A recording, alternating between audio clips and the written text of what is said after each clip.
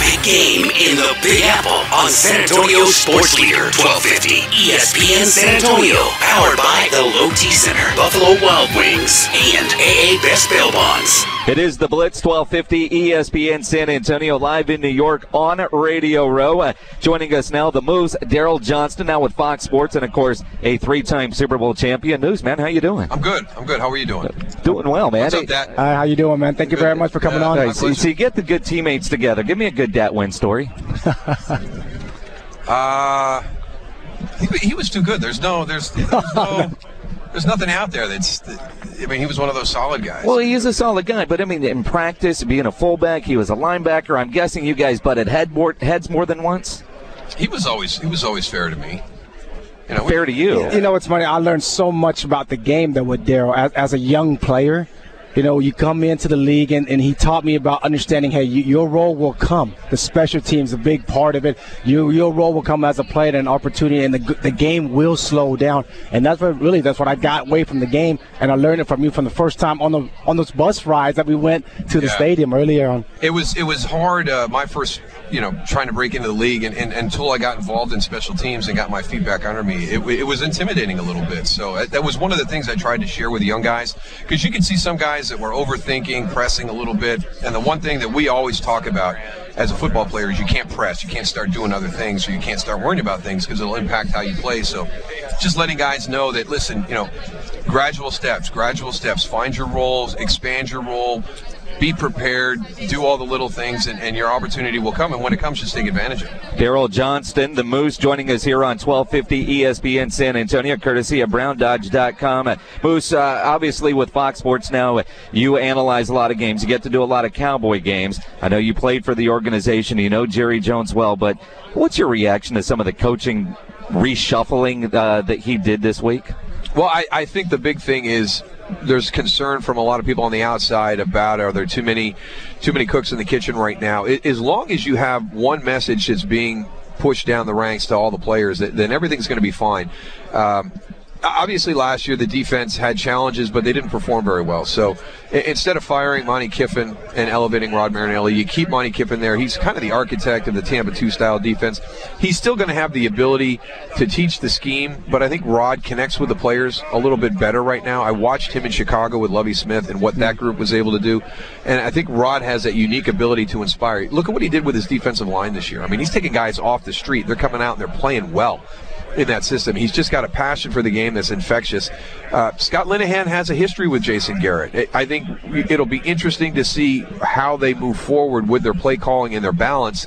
Scott Linehan in Detroit was a very, very pass-heavy offensive coordinator, but for reason. They didn't have the running game until this year. Now you get Reggie Bush, Joique Bell kind of takes a step forward, and now you can kind of balance, Calvin Johnson. So, Matthew Stafford and Calvin Johnson were really the only offense they had the majority of the time that Scott Linehan was there. So, for everybody in Dallas, it's going to look at his, play calling and say, oh my gosh, here we go again, another pass-heavy offensive coordinator.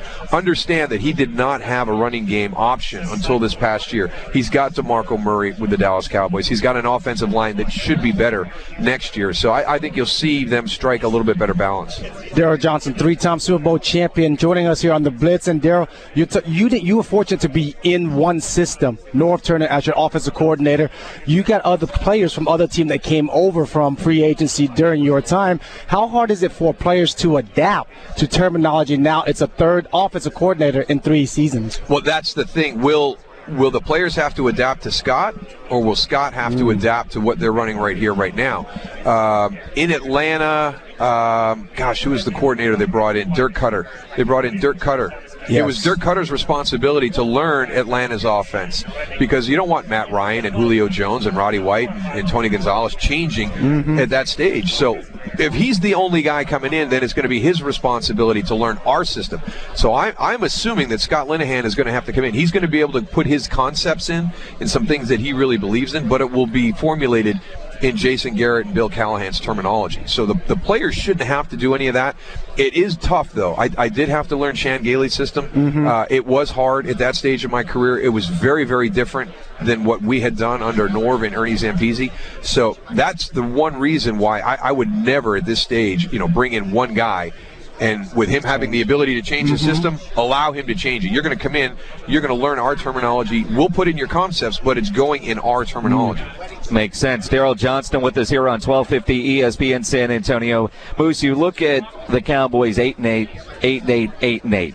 Last week of the season, last couple of years, if they win, they're in the playoffs. And so we think, well, the Cowboys are this close to being a playoff team, and if they get in, they'll be good.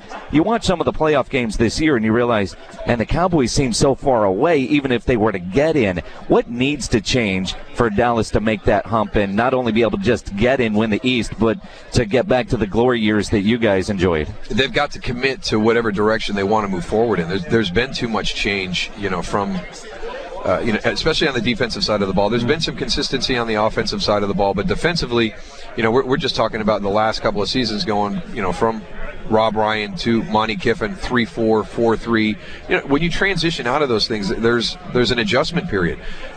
Once you commit to what you're going to do, now you can start finding players in free agency, drafting players that fit that system. When they were in Indianapolis and they were playing the Tampa 2 there, they committed to small, undersized, fast guys and built their system around that with a very potent offense. If you're going to be a physical, in-your-face style of defense like Seattle, you've got to have big corners. You've got to have big safeties. However you're going to build your team, you've got to commit to that and stay true to that, because once you deviate, now you go through this big transitional period. The Baltimore Ravens right now have been playing a similar style of offense for a number of years, but they hired Gary Kubiak, and Gary Kubiak's going to have some other changes on that staff. Are the Baltimore Ravens now transitioning out of a style of play that Joe Flacco, that all these guys, Ray Rice, the offensive line, all these guys have been used to, and how long is that transitional period going to happen? So, when you make these hires, you have to stay true to what's there. That's why Rod Marinelli to Monty Kiffin, that switch, that's no big deal. That's nothing. At least these guys now have a second year to build, and we've got another opportunity to add somebody, in my opinion, in this defense, to the front and to the safety position. The safety position is critical in the Tampa 2 style, which is not, it's not really Tampa 2. There's a lot of cover 3. There's a lot of cover 1 that they play, but you've got to have the safety, and right now I think that's the one area that Dallas really needs to upgrade. Being a legendary Cowboy, you're wearing your Super Bowl ring, you still live in the Dallas area. How frustrating is it for you to watch this team, knowing what you know about how the inner workings of it is at Valley Ranch? The frustrating thing is traveling the country. Answering the same question. In Dallas, it's easy. They've all got their opinions and they've all got their suggestions in Dallas. The bad thing is when you travel into Philadelphia and you've got no ammunition in the gun to stand up to an Eagles fan. You got no ammunition in the gun to confront a Redskin fan. They get last say, and they've had last say for a long, long time, and it's been difficult to travel. Daryl Johnston, 3-time Super Bowl champion, joining us here on the Blitz. Daryl, when you look at the personnel, you look at the team, and last year the philosophy was going offense was let's go 12 personnel, 2 tight ends, 1 running back, 2 receiver, and at the end of the year they went back with the fullback, made it 21 personnel, 2 running backs, 1 tight end, 2 receivers. You played many years, and you guys were successful with the 21 personnel. Do you go with, or do you believe in the 12 personnel mentality or concept? I think it goes back to what we talked about before. What do you want to be offensively? Are you going to be a team that likes to spread the field formationally and your quarterback has a lot of flexibility at the line of scrimmage, or do you want to drop into 12 personnel from time to time, with your tight ends and do different things there with matchups, or are you going to have some 21? I think you can be, an offense that challenges people from a personnel standpoint, but you've got to have the same mentality. And if you're going to run the ball out of 21, you've also got to be able to run the ball out of 12. You've got to have that H-back / tight end. He's got to be able to come into the backfield, or you got to run single back type runs. But we're waiting for people to embrace the 21 again, the 2 running back, 1 tight end concepts again, to get into a running game. You see what Frank Gore is doing in San Francisco, Marshawn Lynch, how important he is to Russell Wilson. The running game is big, and you saw Dallas when DeMarco Murray is running the ball effectively. It energizes a team, and it's demoralizing to a defense. Yes. Everybody we talk to, if you're going up and down the field throwing the ball against us, we just got to figure out what the matchup is. We got to get to the quarterback. You're not like, oh my God, they're just kicking our butts today. It's breaking our will. Exactly. It pays huge dividends in the second half. Daryl Johnston, who's going to win the Super Bowl? I'm going to go with the Broncos, only because I'm offensive minded. We've got a great, number one offense, number one defense battle. I need ammunition in the gun when Tony Siragusa tells me that defense wins championships. I got to just stop that nonsense. All right, so you were telling us before we started that typically Super Bowl Sunday, you're home and Troy Aikman throws a big party, and that's where you go. Troy's actually broadcasting the game, so do you still just go crash Troy's party even though he's not there? Just crash his house? Yeah, I pickpocketed him last night when I saw him. I've got his key, so I'm going to go back, and he's got a nice Sony 4K TV at the house. We're going to sit down, throw that on, watch some football, listen to what he's got to say, hear his knowledge, and then I'll have a mate come in, tidy up so he doesn't know that we were there, and slip the key back into his wallet. Nice. Yeah. Nice. Very nice. Well, Daryl, I appreciate the time and you joining us here on Radio Row. You got it.